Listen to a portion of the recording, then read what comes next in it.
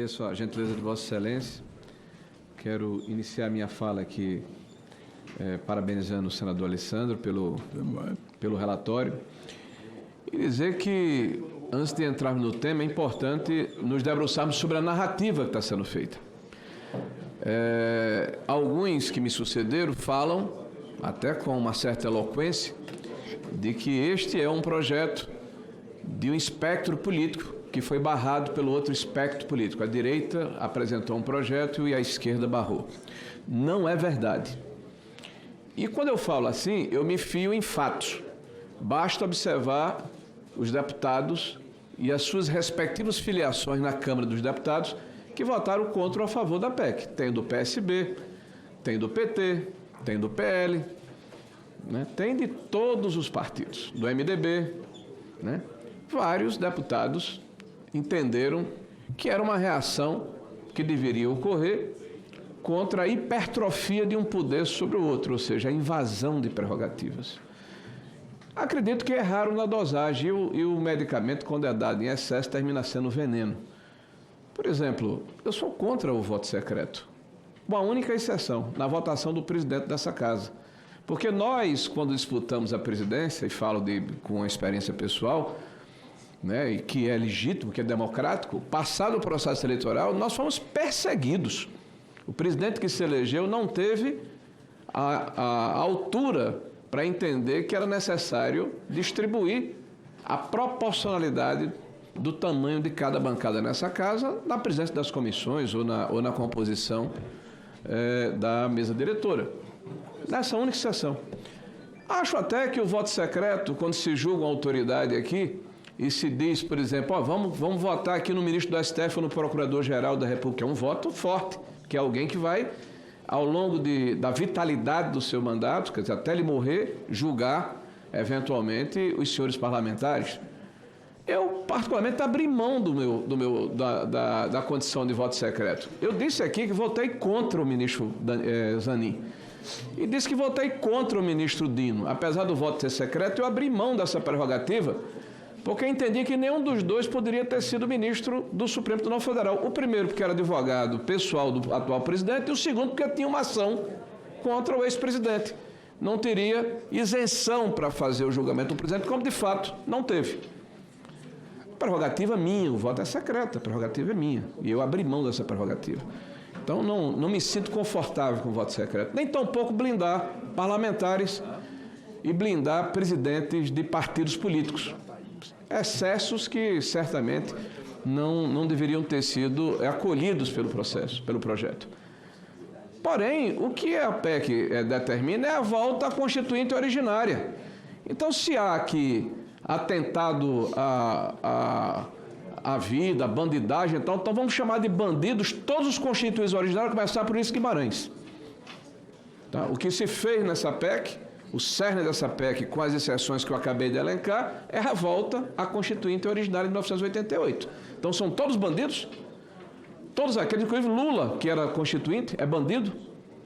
Bom, dito isso, eu quero dizer que, da mesma maneira que a sociedade se mobilizou e foi para as ruas, indignado com a PEC, da prerrogativa ou da blindagem, a população está mobilizada há quase 2 anos, indignada com a injustiça e com a perseguição que o espectro da sociedade está sofrendo. E eu não vejo a mesma repercussão por parte dos veículos da imprensa. O número de pessoas que foi para as ruas na Avenida Paulista foi muito maior em várias oportunidades. Eu não vi essa homenagem ao povo nas ruas agora, está acontecendo. Aliás, com muitos artistas que são beneficiários da Lei Rouanet. Eu tenho certeza que Vossa Excelência vai ter a mesma benevolência comigo que teve com aqueles que me antecederam.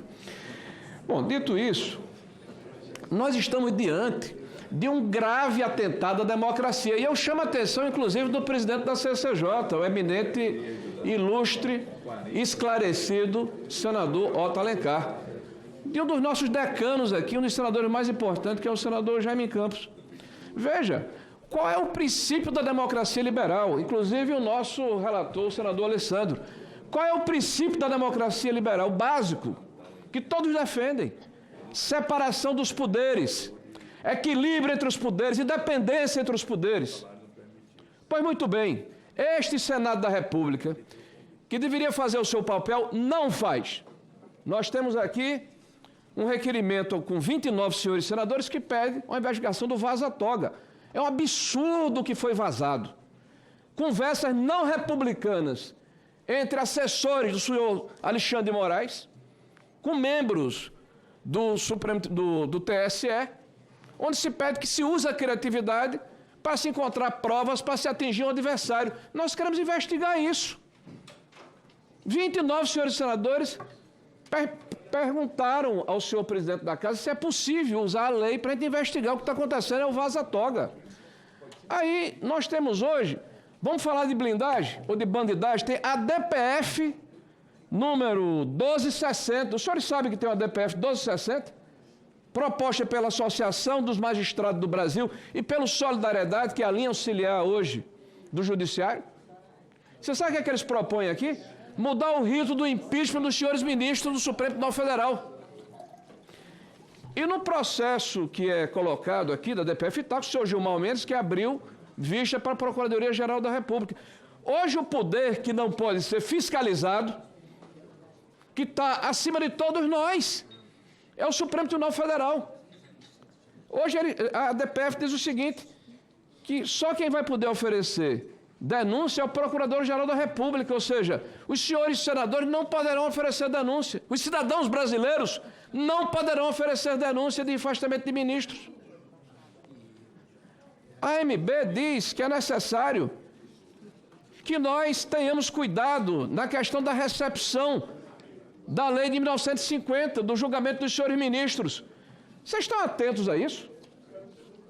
A diminuição do poder deste parlamento, do Senado da República, que é a Casa Revisora, que deveria ser, dentro do princípio da democracia liberal, o poder que modera e é moderado, o peso e o contrapeso. Pois vejam, senhores, a nossa indignação não pode ser seletiva. Vossa Excelência me dê só mais um minuto que eu concluo.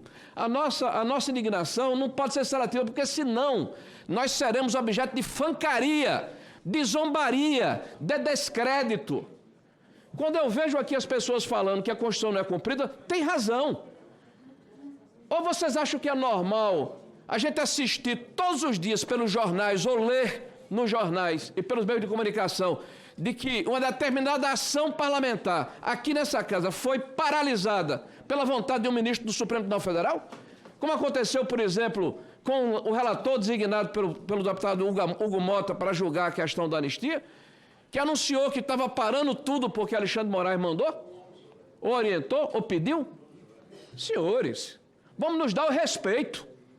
Tá? Estou votando favorável, nobre senador Alessandro Vieira, mas querendo dizer aos senhores aqui que ou nós nos damos o respeito ou ninguém mais nos respeitará. E está aí, qualquer pesquisa de opinião pública, nós somos a instituição menos respeitada da República, menos respeitada da República. Então vamos fazer a nossa parte para mudar essa parte. Senador Randolfo Rodrigues, depois o senador... Olha, o senador Exalci saiu, depois voltou o senador Jaime também. Então eu vou, depois do senador Rodrigues, dar a palavra ao senador...